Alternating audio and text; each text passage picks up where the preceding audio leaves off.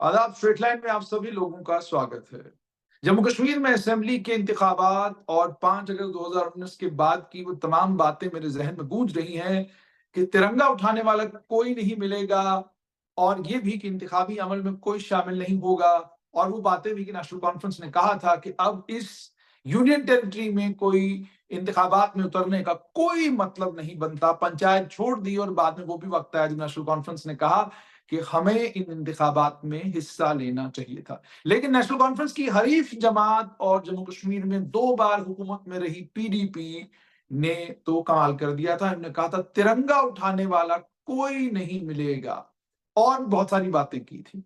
मेरे साथ मेरे एक वक्त में और आज भी सहाफ़ी कलीग और एक बेहतरीन वकील और किश्तवाड़ के एक ज़ोरदार आवाज़ एडवोकेट शेख नासिर मेरे साथ हैं। और अब शेख नासिर जो है इंदरवाल से पीपल्स डेमोक्रेटिक पार्टी की नुमाइंदगी कर रहे हैं, वहां से इंतखाबात में हिस्सा भी ले रहे हैं।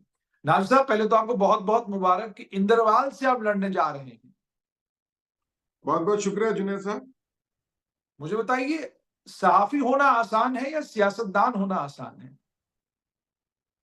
मुझे लगता है कि कोई भी काम करना मुश्किल नहीं है अगर आप लगन और मेहनत के साथ काम करेंगे। अगर आपकी नीयत अच्छी, आप में खुलूस है, तो कोई भी काम करना आसान मुश्किल नहीं है, आसान है। और अगर आपकी नीयतों में खराबी है और आप गलत और बेईमानी से कुछ काम करना चाहते हैं तो हर कोई काम कठिन है।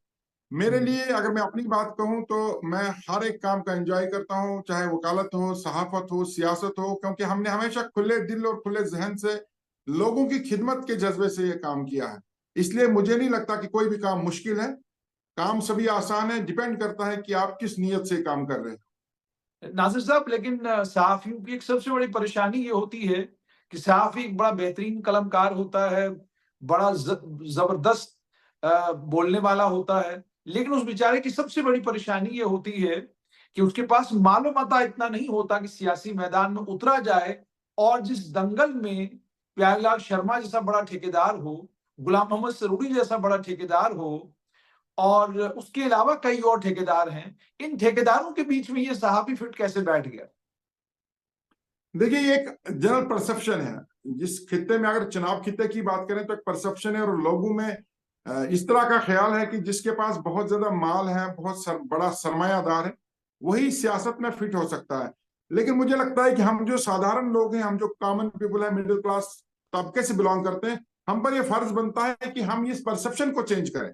और इस चुनावी मैदान में जब से मैं उतरा हूं, मैं बार बार लोगों के दरमियान जाकर के एक ही बात कहता हूं, ये चुनाव जो है वो सरमायादारों और आम आदमी के दरमियान एक लड़ाई है। एक परसेप्शन जो हमारी सोसाइटी में बना है कि जिसके पास बहुत ज्यादा माल हो, सरमाया हो, वही सियासत कर सकता है, इसको चेंज करने की जरूरत है। जिसके पास नजरिया हो, विजन हो, एक अच्छी सोच हो और लोगों की खिदमत करने का जज्बा, वही नुमाइंदगी कर सकता है, ना कि वो शख्स जिसके पास माल हो। और मैं तो, देखिए, हमारी हरीफ जमात भारतीय जनता पार्टी है, लेकिन मैं उनकी भी मिसाल इनको देता हूं कि अगर सरमाया होना ही राजनीति के लिए जरूरी होता तो आज देश का प्रधानमंत्री नरेंद्र मोदी नहीं, अंबानी होता। मैं उनको किश्तवाड़ का भी उदाहरण देता हूं कि अगर नेतृत्व के लिए, अगर रिप्रेजेंटेशन के लिए माल जरूरी होता तो सुनील शर्मा, जो हम जैसा एक कॉमन आदमी था, वो किश्तवाड़ का एमएलए नहीं बनता। लेकिन यहाँ बड़े नासिर बड़े साहब सरमायादार थे, वो बनते। लेकिन नासिर साहब, इस परसेप्शन को चेंज करने की जरूरत है सर। आप बीजेपी की मिसालें देंगे, आप पर इल्जाम लगेगा ये कि आपकी पहले भी क्या कहते हैं मोहब्बत रही है बीजेपी के साथ, कहीं दोबारा कोई मोहब्बत तो नहीं जाग रही? फौरन इल्जाम देखिए लगेगा। देखिए मिसालें देने से मोहब्बत का तो इल्जाम कभी लग नहीं सकता, क्योंकि हमने कभी उनसे मोहब्बत नहीं की है। वो हमारे हरीफ हैं। और अक्लमंद लोगों का ये भी मानना है कि कभी कभार अपने दुश्मन से भी कुछ सीख लेना चाहिए। और ये जो मिसाल मैं आपको दे रहा हूँ, ये मिसालें मैं इसलिए लोगों को दे रहा हूँ क्योंकि हमारे वो हरीफ हैं। हम दुश्मन को देखकर, हरीफ को देखकर के ज्यादा जज्बे में आते हैं। और जो परसेप्शन एक बना है, खासकर हमारी सोसाइटी में और खिताई चुनाव के लोगों में, कि पैसा ही जरूरी है। अगर उसके लिए हमें उदाहरण किसी का भी देना पड़े, मुझे नहीं लगता उसमें कोई खराबी है। जहां तक आप मोहब्बत की बात करते हैं, ना हमारी कभी मोहब्बत इस जमात के साथ रही है और ना आगे रहेगी, क्योंकि इतना बड़ा नजरियाती इख्तलाफ है जो कभी मिल ही नहीं सकता। लेकिन नाज़िर साहब, मुझे ये बताइएगा कि अगर आपका नजरियाती इख्तलाफ है, तो क्या इस वक्त मैदान में उतरने के बाद आपको ये महसूस हो रहा है कि वो 2014 में जो नॉर्थ पोल और साउथ पोल को मिलाया गया था, वो बोझ कहीं अभी भी आपके कांधों के ऊपर तो नहीं है, क्योंकि आपको मौरूद इल्जाम ठहराया जाता है कि जो कुछ जम्मू कश्मीर में हुआ है उसके लिए सिर्फ और सिर्फ पीडीपी जिम्मेदार है। अगर वो अलायंस में नहीं आते तो शायद ये हालात नहीं बनते। तो क्या जब आप कैंपेन पर जा रहे हैं, आप इसको महसूस कर रहे हैं कि हाँ, ये गलती थी, हमको नहीं करना चाहिए था? देखिए, इस तरह के इल्जाम सिर्फ हमारे हरीफ हम पर लगाते हैं, लेकिन आम आदमी जो है वो जम्मू कश्मीर के हालात से बाखबर है। जहां तक अलायंस की बात है, वो पोस्ट पोल अलायंस था। वो पोस्ट पोल अलायंस हमेशा एक मजबूरी रहती है। देखिए, अगर आप प्री पोल अलायंस करते हैं तो आप मुद्दों पर, आइडियोलॉजी पर अलायंस करते हैं, लेकिन जब आप जीत के जाते हैं उसके बाद अलायंस सरकार बनाने के लिए होता है, तो वो सीट शेयरिंग होती है, उसको अलायंस नहीं कहेंगे। हमने जो भारतीय जनता पार्टी के साथ अलायंस किया था वो उस वक्त की जरूरत थी। जम्मू से भारतीय जनता पार्टी को रिप्रेजेंटेशन मिली थी और कश्मीर खित्ते से पीडीपी को मिली थी। जम्मू एक बहुत बड़ा खित्ता है जिसमें पीर पंचाल, चिनाब रीजन भी आता है। इस पूरे खित्ते को इग्नोर करना उस वक्त मुनासिब नहीं था। और उससे बड़ी बात यह थी कि मरकज में भारतीय जनता पार्टी की एक मजबूत सरकार थी। ये जो लोग कहते हैं कि आपकी वजह से सब कुछ हो, ये सिर्फ हमारे हरीफ का इल्जाम है। मैं सीधे लफ्जों में ये कहूंगा कि हमने भारतीय जनता पार्टी जो उस वक्त जबरदस्त पावर में थी, चाहे मरकज में थी या जम्मू से उनको बड़ा मैंडेट मिला था, हमने उनकी नाक में नकेल कस के रखी थी। जब 2014 में उनके साथ सरकार बनी तो हमने अपनी शर्तों पर सरकार बनाई। हमारी, आप अगर एजेंडा ऑफ अलायंस देखेंगे, भारतीय जनता पार्टी की कोई शर्त ही नहीं थी, सब हमारी शर्तें थी। और यही वजह है कि 2014 से 2019 तक ना तो 370 के साथ कोई छेड़छाड़ हुई, ना ही जो भारतीय जनता पार्टी का एजेंडा जम्मू कश्मीर के लिए था वो हमने चलने दिया। हमने पत्थरबाजों को रिहाई भारतीय जनता पार्टी की सरकार में कराई। हमने रसाना मामले में भारतीय जनता पार्टी के 2 मिनिस्टरों को बाहर का दरवाजा दिखाया।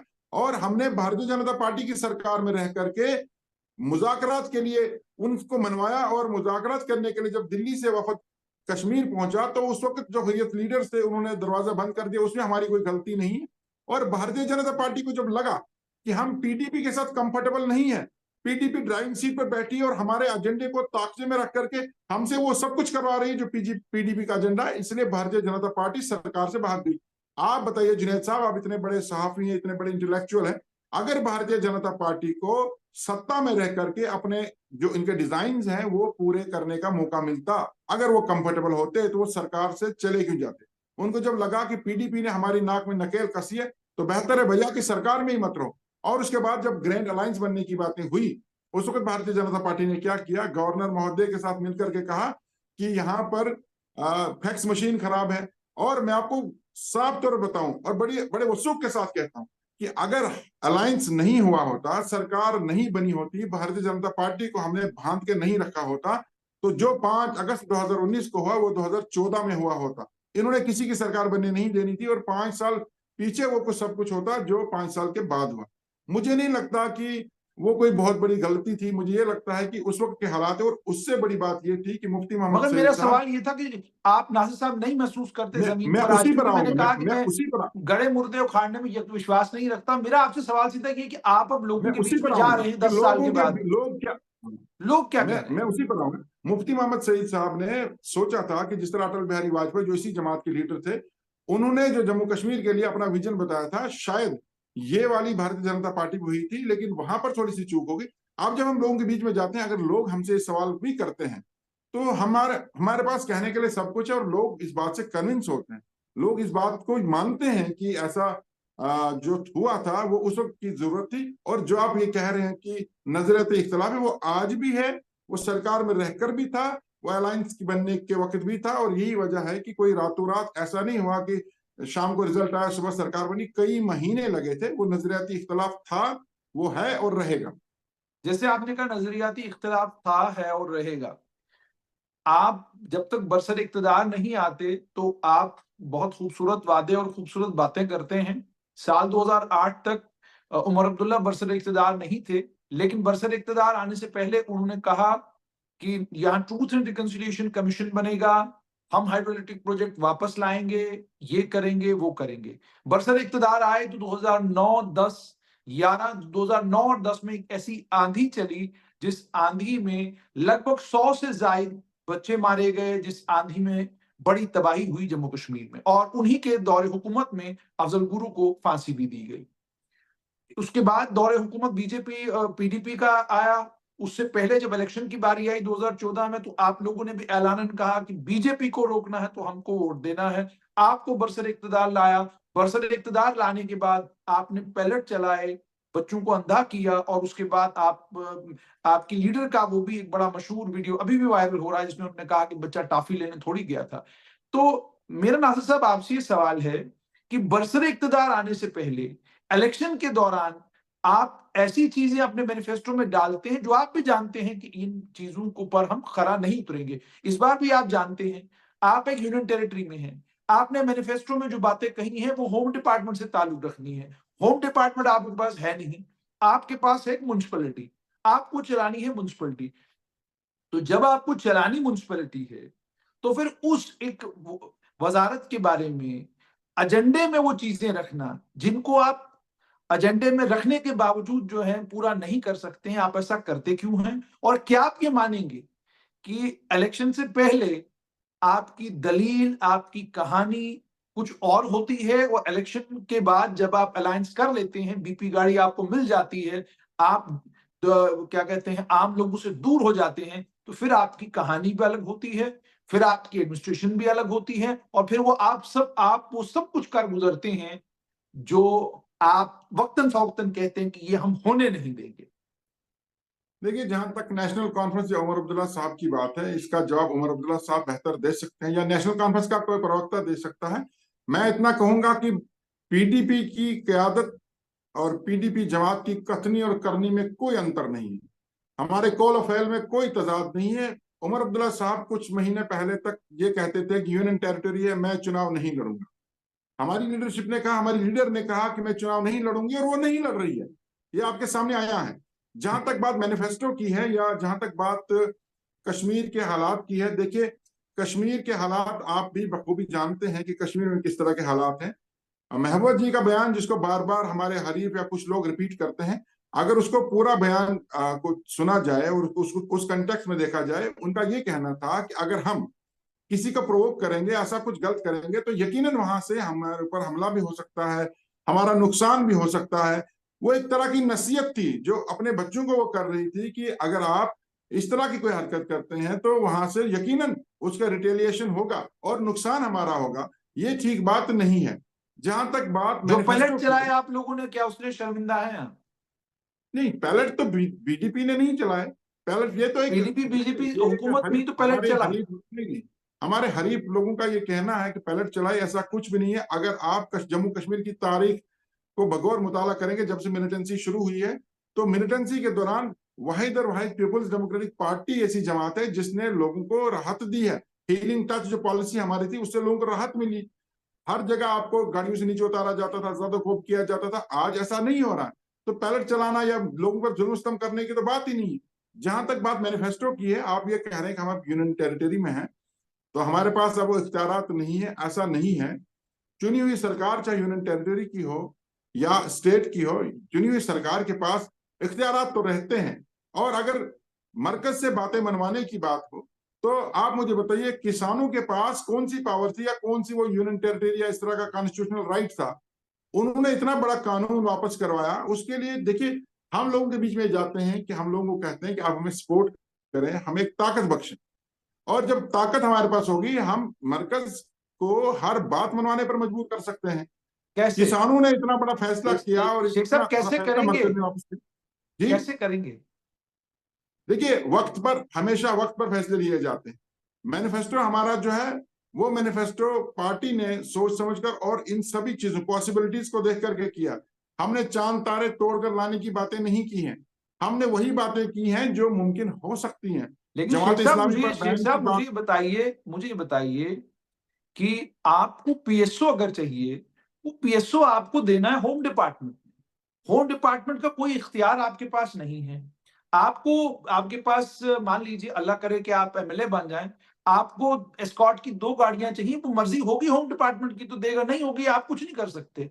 और इतना ही नहीं, बल्कि आपके जिले का डीसी कौन होगा आप वो भी तजवीज तक नहीं कर सकते आप। और इतना ही नहीं, बल्कि मान लीजिए आप कोई कानून पास करते हैं अपनी असेंबली में, तो अब तो ये भी नहीं रहा कि आपने बिल 2 मरतबा पास करके भेज दिया एलजी के पास, तो उसको उस पर मोहर लगानी है ही है ना, वो भेज देंगे प्रेसिडेंट के पास।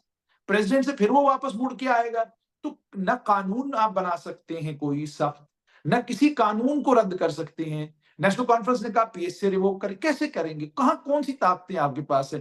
तो तभी मैंने आपसे पूछा कि जब वो इख्तियारात ही आपके पास नहीं है जिनकी बात आप कर रहे हैं, तो क्यों नहीं आप ये मानते कि जी हमको म्युनिसिपैलिटी चलानी है, बिजली देंगे, पानी देंगे, सड़क देंगे, आपका सिलसिला ठीक रखेंगे, फ्लोरिकल्चर में काम करेंगे, एग्रीकल्चर में काम करेंगे, कोई फूल, गेंदा-वेंदा ये सब कुछ करेंगे।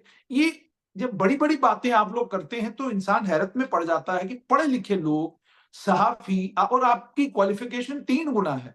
आप सहाफ़ी भी हैं, आप वकील भी हैं और आप सियासी नब्ज़ को भी समझते हैं। तो फिर आप जब जानते हैं अपने दिल जी।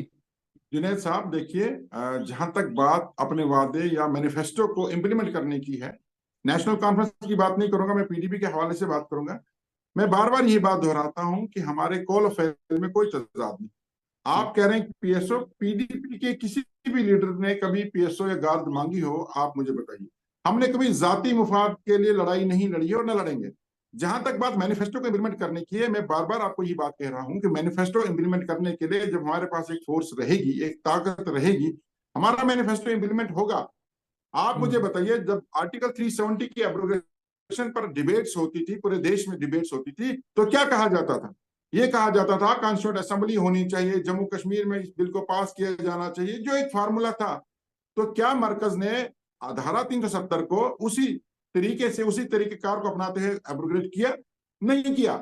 वक्त और हालात देखिए, मैं तो सिंपल इतनी सी बात कहूंगा, हम तो पानी की तरह हैं जो अपना रास्ता हम खुद बना लेंगे। एक बार ताकत मिलेगी, एक बार लोगों का एतमाद फिर हम पर मिलेगा। जो हमारे मैनिफेस्टो है वो हमारी हेडेक है, हम उसको कैसे इंप्लीमेंट करेंगे।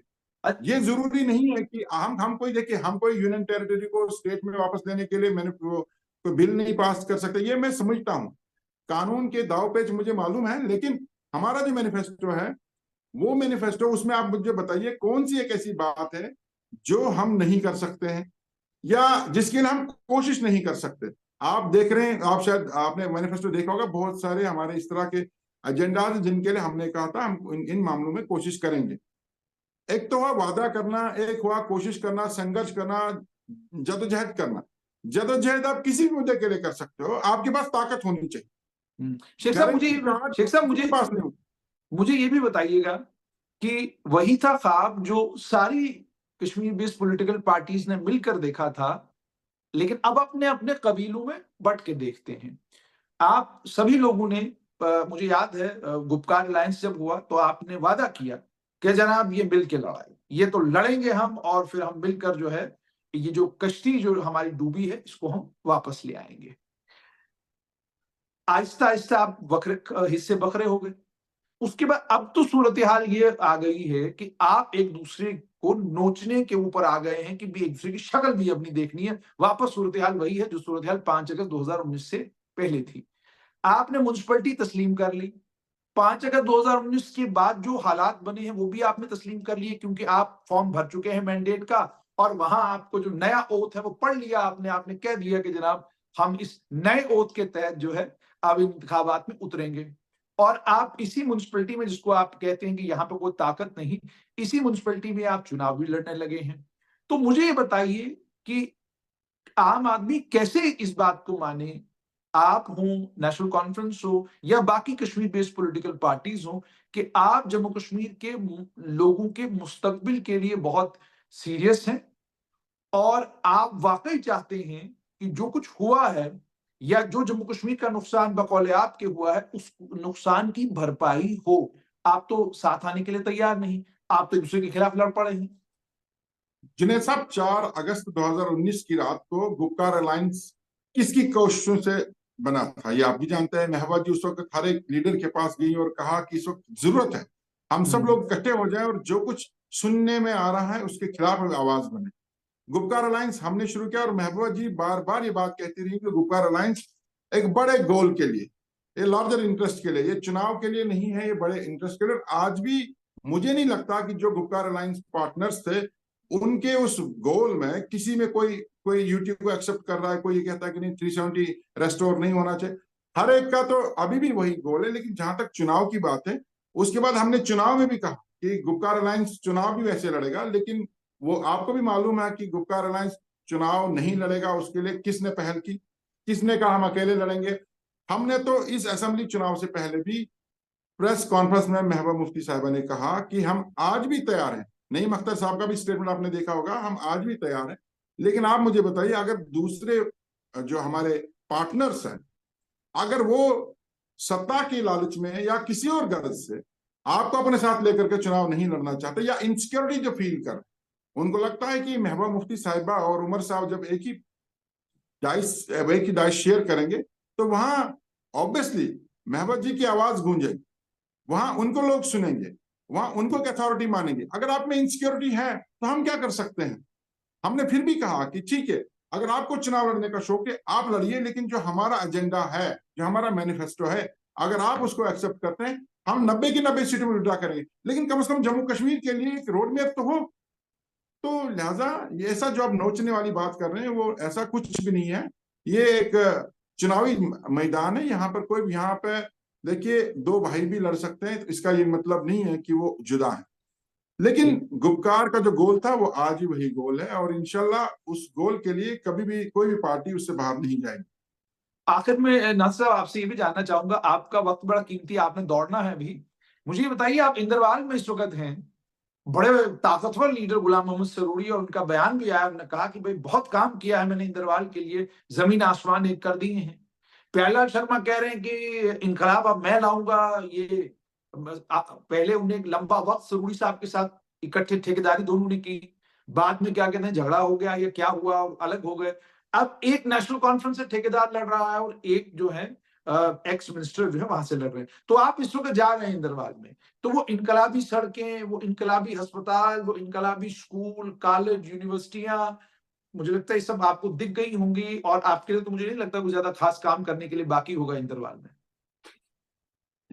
जिन्हें साहब, शुरुआत में जब हमारी गुफ्तगू शुरू हुई थी तो इस बात से शुरू हुई थी कि सरमायादार लोग सियासत में हैं, हम अपने आप को कहाँ फिट करते हैं। और मैंने आपको वही कहा था, एक परसेप्शन लोगों के बीच में बना, उस नैरेटिव को चेंज करने की जरूरत है।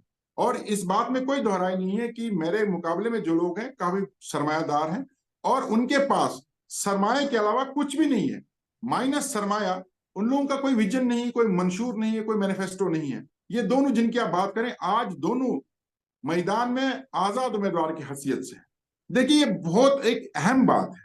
प्यारेलाल शर्मा जी की आपने बात की, प्यारेलाल शर्मा जी अपने सरूरी साहब के पार्टनर हुआ करते थे, बल्कि पहले तो उनके चेले थे, फिर पार्टनर बन गए, और 2 चुनाव, बल्कि 3 चुनाव एक इकट्ठे दोनों ने लड़े। प्यारेलाल जी एक इलाका संभालता था, सरूरी साहब दूसरा इलाका संभालता था। अब लोगों के बीच में क्या करते थे, मैं अगर सब कुछ यहाँ बात करूं तो हो सकता है आप पर भी एतराज होने शुरू होंगे कि आपके इस प्लेटफॉर्म से इस तरह की बातें क्यों सामने आ गई। तो उन लोगों ने लोगों का क्या हासिल किया, वो इंदरवाल के बच्चे बच्चे की जुबान से जो आप सुनेंगे आप दंग रह जाएंगे। बहरहाल किसी तरीके से उन्हें सत्ता हासिल की, चाहे कोई किसी भी तरह का दबाव डाला, पैसे का वगैरह। और उसके बाद इस चुनाव से चंद साल पहले ऐसा क्या हो गया कि दोनों अलग हो गए।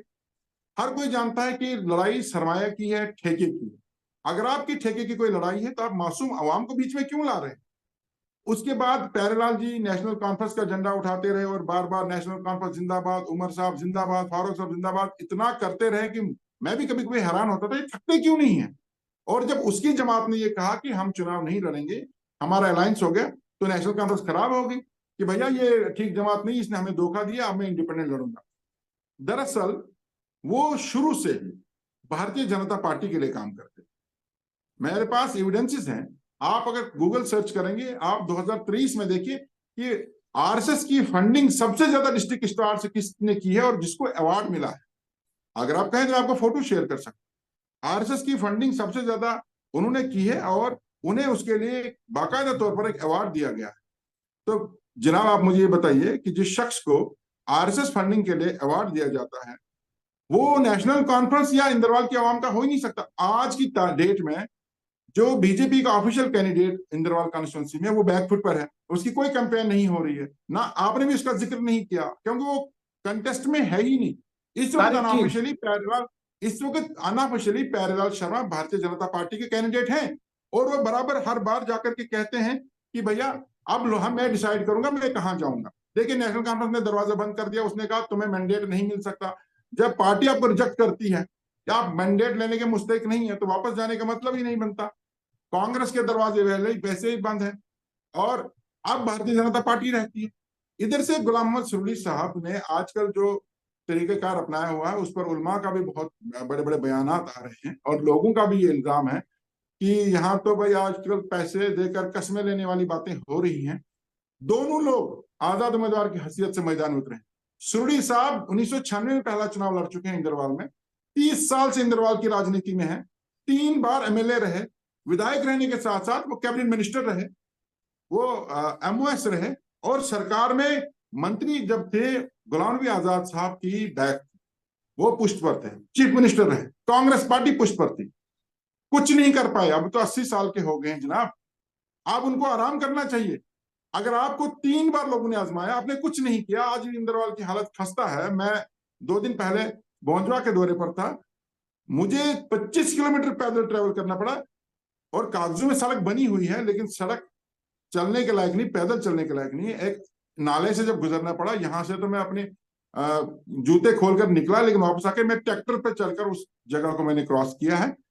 तो अगर आप 18 साल सत्ता में रहने के बाद कुछ नहीं कर पाए, आप स्कूलों की हालत सुधार नहीं पाए, आप अस्पतालों की हालत सुधार नहीं पाए, आप गरीब की हालत सुधार नहीं पाए, तो अब जब आप खुद कहते हो कि मेरा आखिरी चुनाव है, यानी अब मुझे आपके पास नहीं आना, आप मुझे वोट दोगे मैं मुड़ के नहीं आऊंगा क्योंकि अब मुझे दोबारा आप लोगों की जरूरत नहीं, तो लोग आपको वोट क्यों करेंगे? अब तो आपके पास कोई जमात भी नहीं है। आप जिस कांग्रेस पार्टी ने आपको मंत्री बनाया, जिस कांग्रेस पार्टी के मैंडेट पर आप चुनाव लड़ते रहे, आपने कहा कांग्रेस पार्टी खराब है, राहुल गांधी बच्चा है, ये है वो है। और मैं जी आजाद साहब का लॉयलिस्ट हूँ, आजाद साहब को कहा और आजाद साहब का भी स्टेटमेंट आया कि कुरान पर हाथ रखकर कहा तुम लोग नई पार्टी बनाओ, आजाद साहब के साथ चले। अब तो भैया आजाद साहब भी खराब हो गए, अब इंडिपेंडेंट हो गए। जो आदमी कांग्रेस जमात का नहीं निकला, आजाद साहब का नहीं, जिस आजाद साहब ने उसके लिए कहां कहां तक लड़ाई नहीं लड़ी, आपको खुद मालूम है। कांग्रेस के फैक्शंस में आजाद साहब इस आदमी को कितनी सपोर्ट करता है। उस आजाद साहब का इस स्टेज पर, जब आजाद साहब भी अपने सियासी आखिरी पड़ाव में हैं, उनको छोड़ दिया, वो इंदरवाल की आवाम का कहां से निकलेगा? ये दोनों सिर्फ और सिर्फ सरमाए के बुनियाद पर चुनाव लड़ रहे हैं और दोनों उम्मीदवार आरएसएस और भारतीय जनता पार्टी की फंडिंग पे काम कर रहे हैं। देखिए 4-5 महीने पहले की बात करें, मड़वा इलाके में सुरली साहब कांग्रेस का झंडा लेकर के गए, कहा भैया मैं तो कांग्रेस से हूं और आप लोग भी कांग्रेसी हुआ करते थे। लोगों ने कहा सोचेंगे। ठीक 6 महीने बाद वो दोबारा जाते हैं, बोलते हैं कांग्रेस खराब थी, मैं तो डीपीएपी, अब तो मुझे इतने पार्टियों का नाम भी याद नहीं रह रहा, मैं डीपीएपी से हूं। लोगों ने बोला वो कौन सी बला है? कहा आजाद साहब ने कहा हाँ आजाद साहब को जानते हैं लेकिन अभी हम सोचेंगे।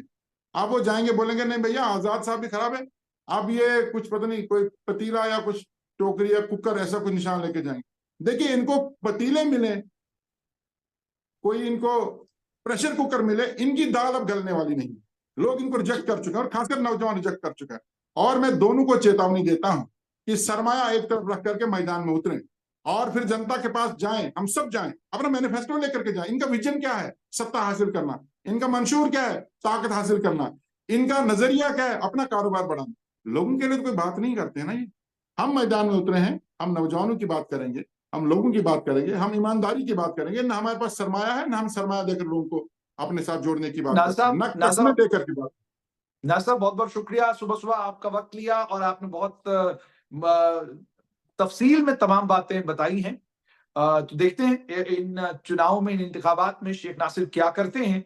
बहरहाल बहुत बहुत शुक्रिया हमारे साथ जुड़ने के लिए। और ये थे शेख नासिर और आपने साफ तौर पर इनसे सुन लिया कि इनका ये कहना है कि जितने भी जो लोग सरमाया लेकर मैदान में उतरे हैं वो अपना सरमाया छोड़ दें, अपना मैनिफेस्टो लेकर आए, लोगों के बीच में अपनी बात रखें, ये बताएं कि उनका विजन इंदरवाल को लेकर क्या है। मैं भी अपना विजन लाता हूं, उस पर तय हो कि इंदरवाल के लोग किसको अपना नुमाइंदा बनाते।